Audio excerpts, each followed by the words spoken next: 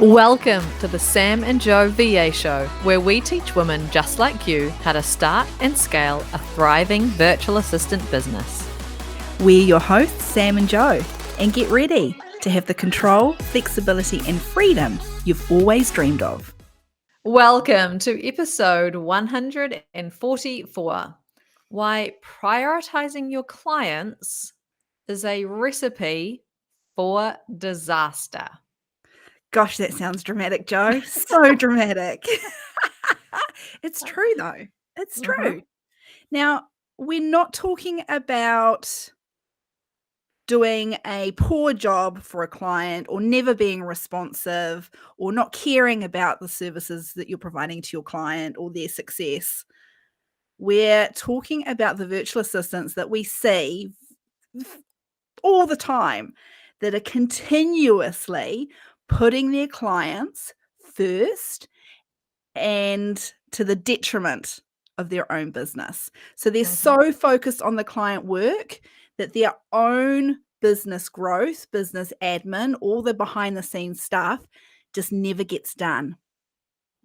And worse than that, their own basic needs and looking after themselves becomes second priority to looking after their clients too. Big one. It's going to be a big one. The funny thing is we did some Googling, as you do, in terms of researching before we decided to record this episode. And there was article after article after article that popped up around how you need to be putting your clients' needs first. Like, this is really important in business. The client's always right. The customer's always right. How are you going to have a successful business if your clients aren't happy? Like, literally pages and pages and pages of these articles and blog posts and you name it.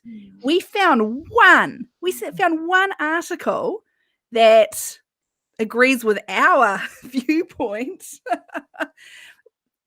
which is calling bullshit on all of that.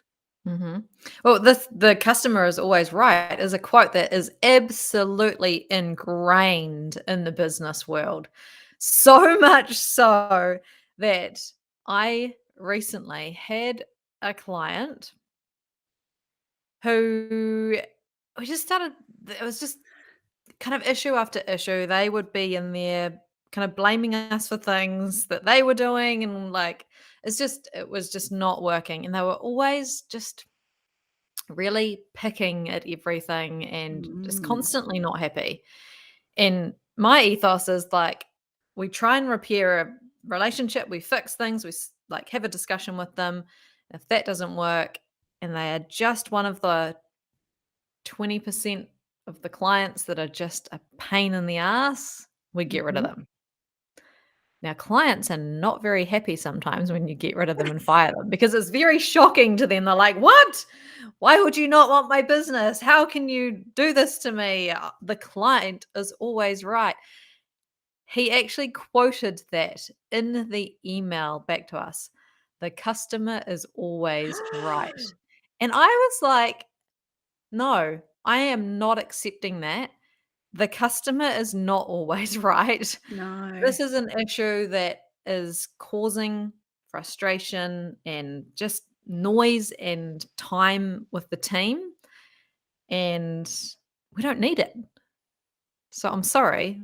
No, the customer is not always right, and we are firing you. I'm sorry. We'll help you transition, but we ain't keeping you. Oh my gosh, the people-pleasing virtual assistants listening in there would be jaws dropping hearing that story from you, that you were just like, nope. You know what? Nope. You are not a right fit for us. Bye. See you later. I don't know, sure you did it in a very professional way. Like, it wasn't.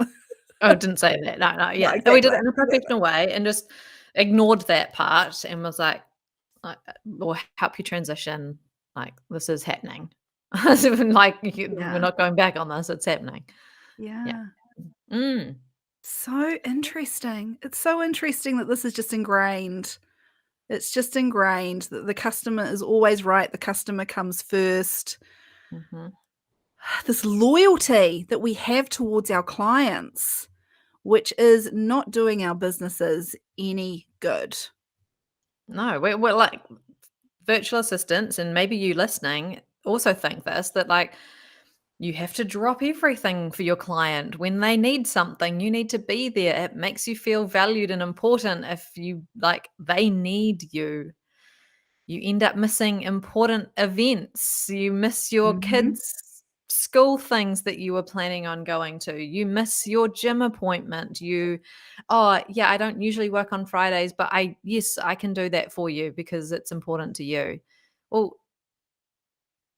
if the tables were turned, do you hand on heart believe that your client would be that loyal to you? Let's say times No. got tough. Right? Financial times got tough for them, they lost a Mhm. bunch of clients or something happened. Do you think that they would keep you on or say, "Look, I'm sorry, I'm gonna have to cancel the service," if they actually needed to do that? Well, I mean, we saw this. We saw this in action when COVID hit. Yeah. Those businesses that were financially then really, really struggling, and I get it, out of their control, not their Mhm, fault. They if they could have chosen differently, they would have. However, this happened, landed in their laps, haven't got any regular income coming in now.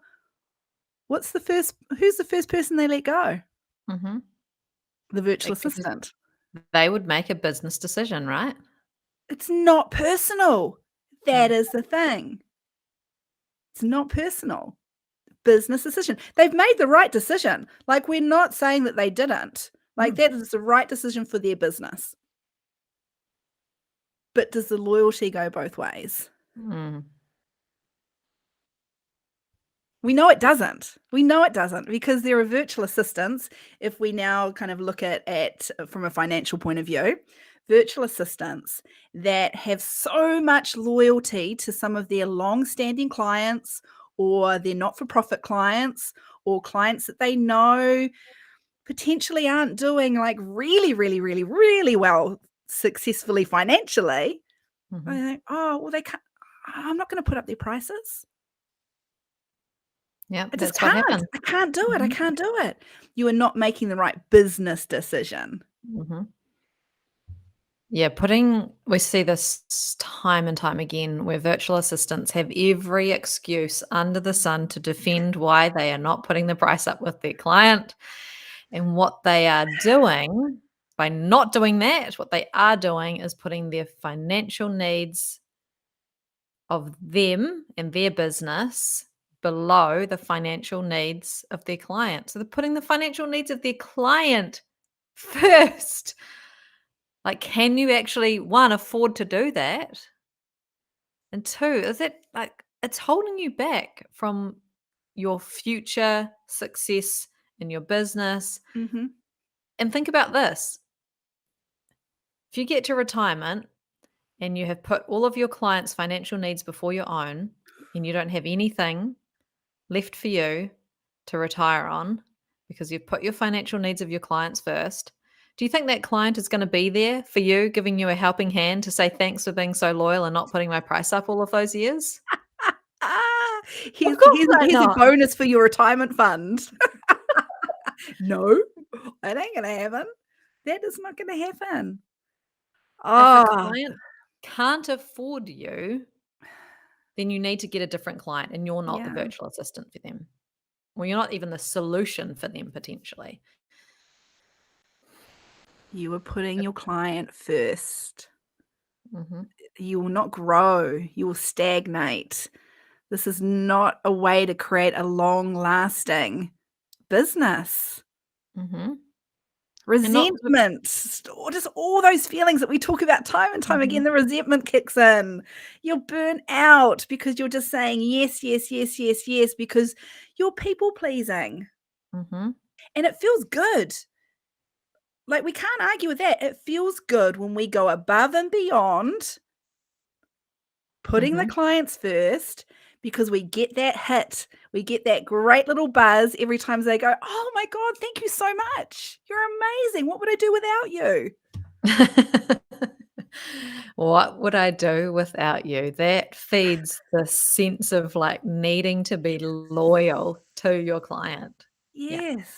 And remember, like what Sam said at the very beginning of this episode, if you're like, "Oh, this doesn't feel good to me," remember that it's not about doing a poor job for your client or, like, delivering a really crappy No. service. You can No. still do a really great job for them Mhm. within the parameters of what you've set with them and the expectations that you have agreed with them. Yeah. Yep. For those that do project work, haha, let's talk about scope creep. Every time you allow the scope creep to happen, because some of you, you're not aware it's happening until it's too late. Some of you know really early on, Mhm, but you're not doing anything about it. Once again, you're putting them first. You're mhm. putting their business's growth and success before your own, their needs before your own. Yeah. I mean, it breaks our heart. We've had a very recent example of a virtual assistant who's shared with us that they pretty much, because of scope creep, worked over the Christmas period for free for a client. Yeah. I mean, Worked great all learning, through great lesson time. for them. I know it's not gonna Mhm. happen again. It's Yeah. not it's definitely she will not allow that to happen again, 100%. But that's an expensive lesson, not only Mhm, financially, but also just for your general well-being, not having a mhm, break, mhm. your relationship with your family. Oh, you telling me they weren't resentful just a wee bit? They weren't Yeah. pissed off a wee bit that you weren't there? Mm. Yeah, and by, letting allowing a client to say, "Oh, I can't live without you. I can't do this without you. Please do this, please do that, please do this." And you're saying, "Yes, yes, yes." And then you feel like you can't take holidays because they couldn't live without you for a week or 2. Well, guess what? You will burn out. Yeah. We've said it before. There is a reason why governments around the world require employers to give employees time off. Yes. And I You've got to bet you think about that for yourself. You yeah. are your employer. You have to think about that for yourself. No one else is looking after you, looking out for you. No one. You might have a partner who's just like, "What's going on? You're not like, is this really a good decision for you? Like, you're Mm. tired. Are you are you enjoying life? Are you Mhm. enjoying your work?" I remember having a conversation with Mark once, and we share a office space at home. So we hear each other's conversations. We hear each other like moaning and ranting when an email comes through that annoys us. And I remember him turning to me once and just going, "What's going on? Like, why are you so angry?" Because I was just at this point. Looking back now, I can see it's because I was putting everybody's needs before my own. Mhm. And I was angry, but I didn't know why I was angry. Mhm. And it's very easy to say, "Oh, it's the fault of all of the clients. They are doing this to me. This is why I'm, resentful or angry or Yeah. whatever." But actually, this is completely in your control, which Yes. is quite hard to fathom or quite hard to accept Mhm. that it is all in your control. Yeah. Yeah. And going back to the people pleasers amongst us, hello, talked about it before, recovering people pleaser.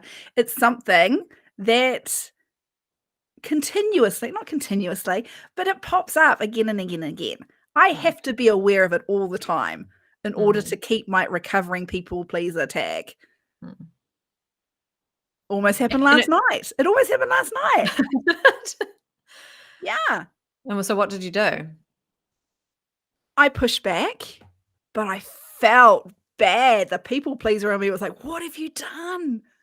Mm, They're not gonna like you anymore. They're gonna they're going to start saying, oh, to everyone else they know, Sam, she's not very helpful, is she? She wasn't. I thought Sam was supposed to be really about the community and helping everybody all the time and upbeat and all the rest. Mm. She didn't drop everything for me. Mm. Nope, I didn't. And I Yeah. felt like shit for it. And I had a restless night. And then I came on this morning with Joe and I shared what had happened and I got some validation that I'd made the right decision. I shouldn't have needed that validation. Like, I've still got a ways to go, obviously. Mhm. But it definitely helped. Mm. Sharing it. Sharing it helped. Sharing it with somebody that knows what it's like Mm. helps. The other tip too is that, like, if you do have a request or something, is to pause for at least 1 to 3 seconds before you answer, because naturally a Mhm. people pleaser will feel caught out in Yes. the moment and say yes instantly. So important to pause and think for a Yeah. moment. Even if you're on a Zoom call or a Zoom call or a phone call or whatever it is, you can just say, "Oh, okay, let me give that some thought and I'll get back to you." Mhm. Mm. Like, you're not being unreasonable, just asking for some time to think it through. That's not an unreasonable thing to say at all. Yeah. Something else that I would love to talk about for those of you who are listening that have a team, this goes in the same vein that you must not prioritize your clients over your team members. Mm. Prioritize your team. If you do that, they will look after your clients because they are happier, they feel valued, they will look after the clients for you. Okay, let's have some examples or an example of what you mean by that. Are you talking about when a client comes and they may not be happy with the virtual assistant that you've got working for them? In that kind of situation, like I was talking about before, it's about like then having a conversation, seeing if you can make it better, figure it out. What are the real underlying issues? Let's see if we can resolve them. And Mm. we've had this a few times with the client where they're unhappy, the team member's unhappy. There's just this clash. It's not working. So we'll try and talk through that and see if we can fix it.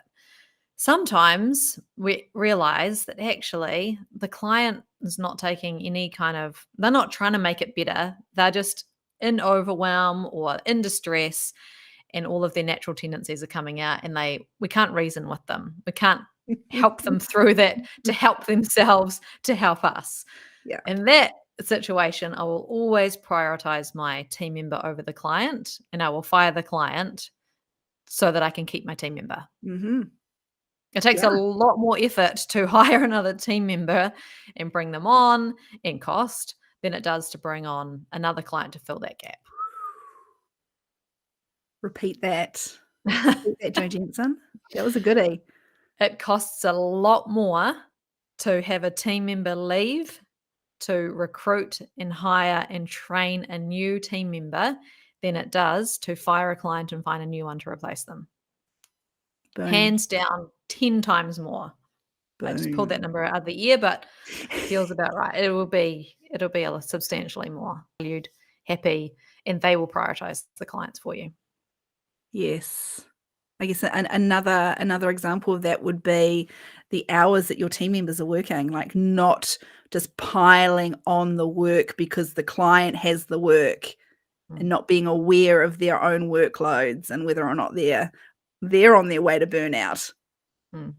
Yeah, and I said before, and it's probably the wrong word to use. It's that I said that your team will prioritize the client, but you still want the team to look after themselves too. And it's not about prioritizing the client. I think a better word would be that they will look after the client and do quality work for them and do a great job for them Yeah. if they're feeling valued and happy. Yeah. Mm. I think before we wrap up, Joe, I think we need to touch on those times in business that virtual assistants, I think we all experience this, where stuff is busy, like you've got some big projects coming on, you might be onboarding a new client at the same time, and that behind the scenes on the business work isn't a priority in that moment. Mhm. And the fact that that is okay. This is normal. We're talking about the ebbs and flows. Sometimes you are going to be client work. Sometimes client work has to be a priority. But if you take anything away from this episode, it's that it can't always be a priority. Yeah, there might be times in your journey where you are building up to get fully booked, and Mhm, you might have onboarded multiple clients, and you need to focus your time on doing a really good job for them. And mhm, what Sam was saying before is that you cannot have that be ongoing forever, that you're prioritizing them. But there are yeah, times where you will need to do that. yes. Still make sure though that you are having time for Mhm, you and your life and your outside of work priorities and your yeah, hobbies and whatever makes you happy, and that you're sending your invoices, you're following up overdue payments. That stuff is ticking along, but it might be that you slow down on your marketing, or you're not implementing new systems, or like building this like scalability of your business. You're mm, focused on the clients in that mm, time period. mhm.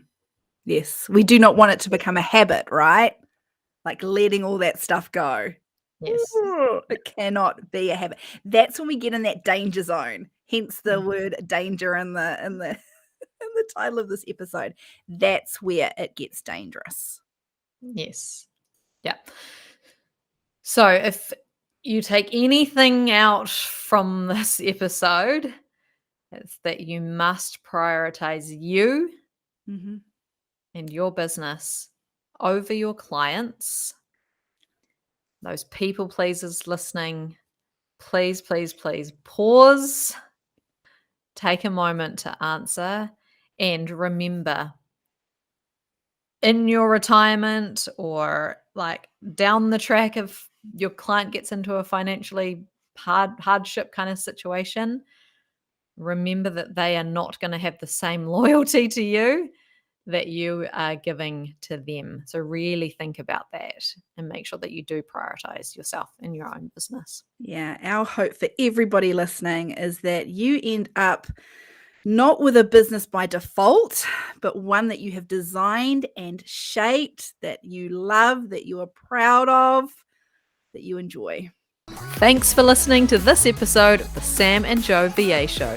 If you'd like to find out more, head to the VA Foundry website to check out the Members Club and the amazing resources, training, and coaching.